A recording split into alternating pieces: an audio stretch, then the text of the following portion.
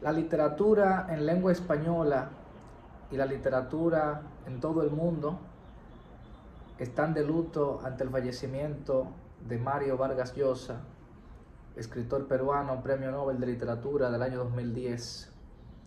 A los 89 años ha llegado a su fin una vida prodigiosa, coronada de todos los honores. Ha llegado a su fin uno de los hombres más talentosos y de más gloria que ha tenido América Latina. Yo como escritor me siento en una deuda personal con Mario, a quien tuve el honor de conocer y con quien tuve la dicha pues de estar en el mismo espacio en varias oportunidades.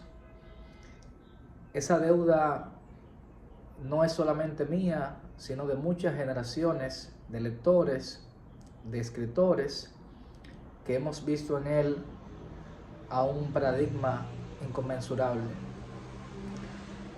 En mis primeros años como lector en mi adolescencia, el nombre de Mario Vargas Llosa no me fue tan familiar de inmediato. Más bien yo comencé a leer y a conocer de Gabriel García Márquez, que siempre ha sido un escritor más popular para el gran público.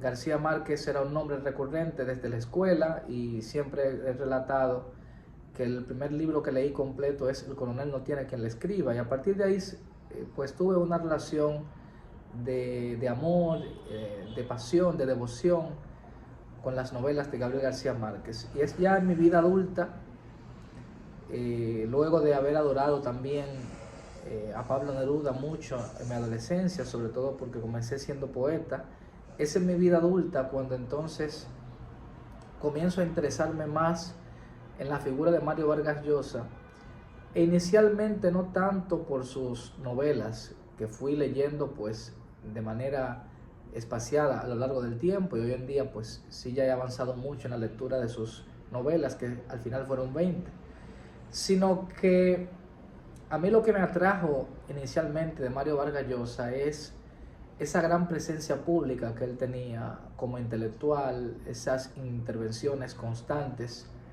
en el debate político, ¿no? Era un hombre que siempre estuvo rodeado de mucha polémica, y en la medida en que fui conociendo de su biografía, de su trayectoria, le fui admirando porque me di cuenta que era un hombre que podía haberse equivocado en muchas de sus ideas, de sus posicionamientos, pero era un hombre primero con una ardiente valentía para decir lo que pensaba, y era un hombre de una honestidad intelectual a toda prueba.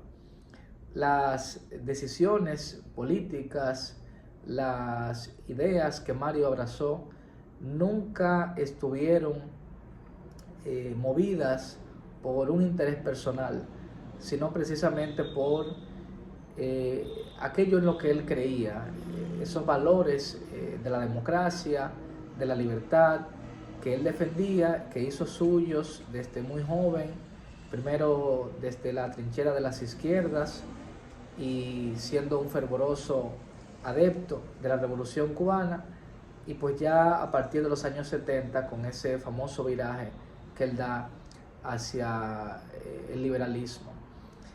Con Mario sin duda se ha ido una etapa, se ha ido una parte de la historia de América Latina, la del boom latinoamericano. Nosotros no vamos aquí a comentar lo que ya tantos millones de páginas han dicho y seguirán diciendo respecto a las virtudes literarias de Mario y de los otros genios del boom. Pero sí quiero decir que la contribución que hizo Mario Vargas Llosa y sus compañeros del boom a la literatura no será equiparada jamás, porque ellos hicieron un camino donde no había. Nosotros hoy en día podemos beneficiarnos, yo se lo decía a una colega de la literatura, podemos beneficiarnos de un camino que ya está hecho, de una resonancia y un conocimiento que hay en todo el mundo de la literatura latinoamericana. En los años 50, en los años 60, ese reconocimiento no existía. Había habido grandes maestros, Jorge Luis Borges, Juan Rulfo, Juan Carlos Sonetti, Augusto Roa Bastos, Ernesto Sábato, pero la literatura latinoamericana no gozaba de un reconocimiento mundial, ni estaba en una situación de avance respecto a los grandes movimientos de vanguardias narrativas que había en boga en el mundo. Es esa generación de Mario Vargas Llosa y sus compañeros del boom, de Gabriel García Márquez, de Carlos Fuentes, de Julio Cortázar y de muchos otros que desde el punto de vista de la historiografía literaria están en la periferia, pero que también hicieron contribuciones significativas, como José Donoso, como Guillermo Cabrera Infante, entre muchos otros. Es esa generación con Mario, con ese gran debut suyo de la publicación de La ciudad de los perros en el año 1963, que ponen los ojos de todo el mundo sobre la literatura latinoamericana y por tanto sobre América Latina también como un continente, como una región que no era muy conocida en el mundo, de la que no se sabía mucho, que estaba todavía en cierta oscuridad, y ellos nos ponen a nosotros en el mapa. A mí me apasiona también de la vida de Mario esa disciplina tan férrea. Yo creo que es lo que más admiro de él. El día en que le dan la noticia del Premio Nobel de Literatura, está a las 5:30 de la mañana leyendo En el reino de este mundo, la breve y hermosa novela de Alejo Carpentier. En ese tiempo Mario daba unas clases en Estados Unidos, no recuerdo ahora si en la Universidad de Columbia o en Harvard, como profesor invitado, y ahí le llega esa noticia. Es un hombre que toda la vida evitó perder el tiempo. Yo recuerdo una entrevista en la que él decía que siempre desde joven evitó estar participando en tertulias. Vivió mucho en París, donde aquello era algo tan de moda. Siempre él estaba en lo suyo, escribiendo, leyendo. Fue un hombre sumamente comedido, no era un hombre de excesos, y fue un hombre que por más gloria que iba alcanzando como escritor, como figura pública, siempre mantuvo intacta esa devoción a aquello que le dio el éxito, que eran los libros, que era su pasión por escribir, por leer. Bueno, ahora en la pandemia, Mario confesaba que leía 10 horas al día, es decir, era una persona que tenía una obsesión con la literatura, y de esa obsesión pues emanó toda esa grandeza a la que él llegó. En la pandemia pues es cuando escribe uno de sus últimos ensayos, La mirada quieta, de Benito Pérez Galdós. Analiza toda la producción novelística del maestro español Pérez Galdós. En sus últimos años escribe ensayos como La llamada de la tribu, que yo he reseñado en un artículo, uno de sus libros donde pues él habla abiertamente de sus posturas políticas. Y además de esa gran obra novelística de Mario, que es con 20 novelas, con títulos tan fundamentales como La ciudad de los perros, como La casa verde, como Conversación. Decía que además de esa obra novelística tan vasta y tan rica de Mario, con títulos esenciales, no es menor su producción ensayística, esas grandes monografías como La orgía perpetua, que es un ensayo sobre Gustave Flaubert y Madame Bovary, como La tentación de lo imposible, sobre Víctor Hugo, entre muchos otros ensayos, la verdad de las mentiras, La civilización del espectáculo, que es una gran radiografía de nuestra época. De manera que Mario fue también un extraordinario crítico, no solamente literario, sino político, un analista de la sociedad en que le tocó vivir, un hijo de su tiempo. Tuvo por décadas una columna famosa, Piedra de Toque, en el periódico El País. Tuvo participación como presentador de televisión en el Perú, con el programa La Torre de Babel en los años 80. Era un hombre completo, era un intelectual a la antigua usanza. Yo creo que es una de las cosas que más lo define, que Mario es un tipo de intelectual que ya no viene, que ya tendría difícil cabida en nuestra época. Él viene de un tiempo en el que los intelectuales eran figuras públicas con una ardorosa participación en los acontecimientos cotidianos.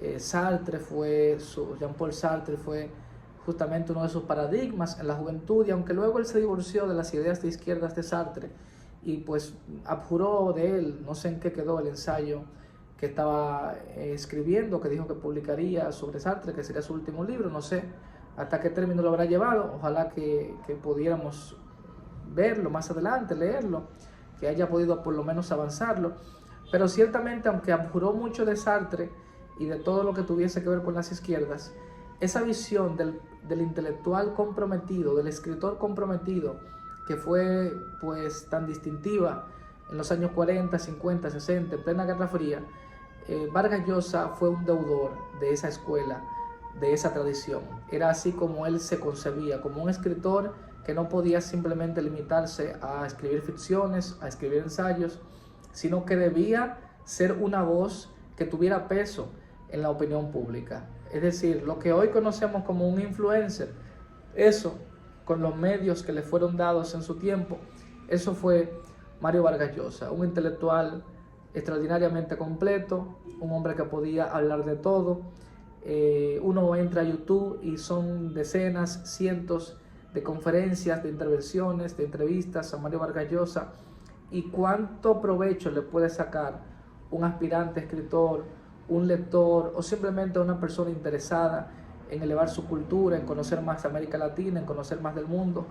Mario tuvo una vida muy rica, muy fructífera, y eso nos queda de consuelo a quienes, aún desde la distancia, aún sin haber podido gozar de su cercanía, de su intimidad, pero a través de sus libros, a través de su pensamiento, le hemos querido, le hemos admirado, le hemos sentido tan cerca de nosotros. Yo, en términos personales, he sentido muchísimo el fallecimiento de Mario Vargas Llosa, porque es una de las personas que más me inspiró a que la literatura sirve para algo, a que la literatura es tan importante como cualquier otra actividad, de que no está en una condición marginal, en una condición secundaria respecto de ningún otro oficio, que es algo tan delicado, que es algo tan exigente como cualquier otro trabajo.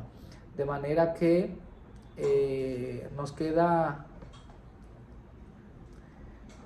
celebrar ese gran legado, esa playa de obras literarias que tanta felicidad nos han dado a sus lectores. Yo tengo que seguir leyendo a Mario, tengo que seguir leyendo sus novelas, sus ensayos. No podía dejar de mencionar un ensayo que para mí fue muy importante también cuando estaba haciendo mi tesis de fin de máster en Madrid, que es García Márquez, Historia de un deicidio. Señores, la gente habla siempre de ese puñetazo mitológico entre García Márquez y Vargas Llosa, que es cierto que se quedó en el misterio y que es cierto que también contribuyó a la leyenda de ellos, porque el morbo y el chisme forman parte de la historia literaria y de la historia humana. Pero ciertamente Vargas Llosa siempre admiró mucho a Gabriel García Márquez, y yo creo que esa admiración fue mutua. Ellos fueron muy respetuosos, muy cuidadosos de nunca hablar mal del otro, a pesar de que su amistad terminó. Vargas Llosa pues siempre se refirió en términos elogiosos a Gabriel García Márquez, a pesar de que García Márquez, hasta donde yo tengo conocimiento, no volvió a referirse a Mario, pero Mario siempre habló de García Márquez, dio conferencias sobre él. Y señores, ese libro, García Márquez, Historia de un deicidio, que fue la tesis doctoral de Mario Vargas Llosa en la Universidad Complutense de Madrid, presentada en junio de 1971, es un librazo, es una joya. Analiza toda la producción de García Márquez hasta ese momento, que en ese momento pues se limitaba a la última publicación, terminaba con 100 años de soledad. Analiza su biografía, analiza cuáles fueron sus influencias. Ellos fueron dos grandes amigos, dos grandes condiscípulos de William Faulkner, de Ernest Hemingway. Tuvieron muchas influencias literarias comunes, y ese es un ensayo que nos revela la genialidad de Mario. Tenía en ese momento 35 años. Creo que ha sido uno de los grandes críticos literarios del siglo XX en lengua española, y es una faceta que increíblemente pues es obviamente eclipsada por sus grandes novelas, por su faceta como novelista, que es la que le da el Premio Nobel de Literatura y tantas otras distinciones. Lo ganó todo, ganó el Premio Cervantes, ganó el Premio Príncipe de Asturias, tuvo todos los doctorados honoris causa. En fin, es un hombre de un reconocimiento global como difícilmente pueda alcanzarlo otro latinoamericano. Yo a veces creo que no se trata solamente de un escritor que Mario Vargas Llosa ha sido uno de los mayores hombres que ha dado América Latina en toda su historia. Yo creo que Mario Vargas Llosa podemos definirlo como el último gigante. Se termina con él un ciclo histórico, se termina con él una época, pero es ahora apenas cuando se comienza a escudriñar ese gran legado, esa gran vida, ese gran pensamiento. Paz y luz para el genio Mario Vargas Llosa.